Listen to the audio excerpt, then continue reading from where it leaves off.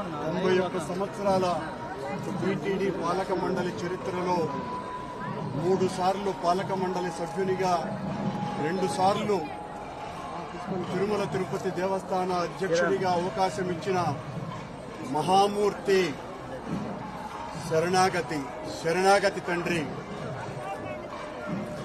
గత కొద్ది రోజులుగా నా మనస్సు కలత చెందుతోంది. నిప్పుల కొలిమిలో నిలబడినట్టుగా ఉంది. సర్వ జగత్రక్షకుడైన ఈ క్షేత్రంలో క్షుద్ర రాజకీయ మాటలు మాట్లాడటం నిషిద్ధం, అపచారం. అంతటి పవిత్ర పుణ్యక్షేత్రమైనటువంటి నీ ఆలయంలో దేవదేవా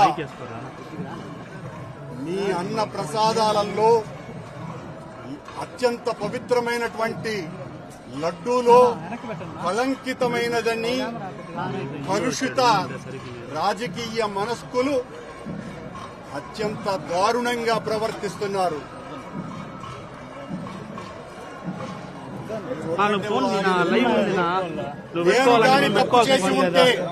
నేను తప్పు చేసి ఉంటే నేను నా కుటుంబము సర్వనాశనమైపోవాలని నేటిలో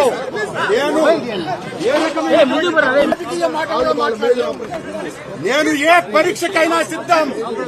ఒక్క తప్పు చేసి ఉంటే నేటిలో నేను కళంకితమైనటువంటి పదార్థాలు కలిపి ఉంటే మా హయాంలో ఏ శిక్షకైనా సిద్ధం.